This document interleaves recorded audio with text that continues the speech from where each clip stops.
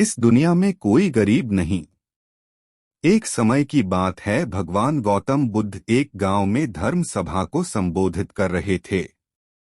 लोग अपनी विभिन्न परेशानियों को लेकर उनके पास जाते और उसका हल लेकर खुशी खुशी वहां से लौटते। उसी गांव के सड़क के किनारे एक गरीब व्यक्ति बैठा रहता तथा महात्मा बुद्ध के उपदेश शिविर में आने जाने वाले लोगों को बड़े ध्यान से देखता। उसे बड़ा आश्चर्य होता कि लोग अंदर तो बड़े दुखी चेहरे लेकर जाते हैं, लेकिन जब वापस आते हैं तो बड़े खुश और प्रसन्न दिखाई देते हैं। उस गरीब को लगा कि क्यों न वो भी अपनी समस्या को भगवान के समक्ष रखे। मन में यह विचार लिए वह भी महात्मा बुद्ध के पास पहुंचा। लोग पंक्तिबद्ध खड़े होकर अपनी समस्या को बता रहे थे।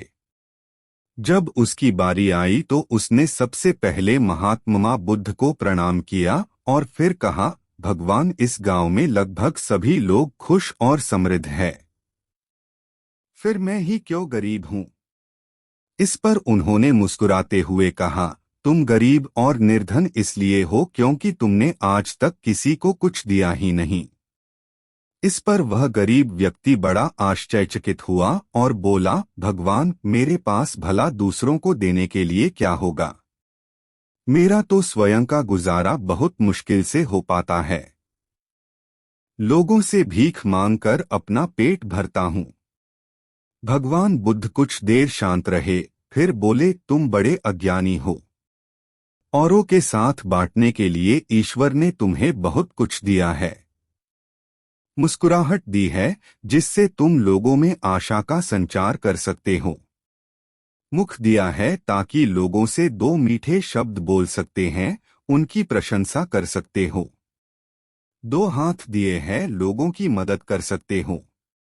ईश्वर ने जिसको ये तीन चीजें दी है वह कभी गरीब और निर्धन हो ही नहीं सकता। निर्धनता का विचार आदमी के मन में होता है, यह तो एक भ्रम है, इसे निकाल दो। कभी भी मन में निर्धनता का भाव उत्पन्न न होने दो, गरीबी अपने आप दूर हो जाएगी। भगवान बुद्ध का संदेश सुनकर उस आदमी का चेहरा चमक उठा और उसने इस उपदेश को अपने जीवन में उतारा, जिससे वह फिर कभी दुखी नहीं हुआ।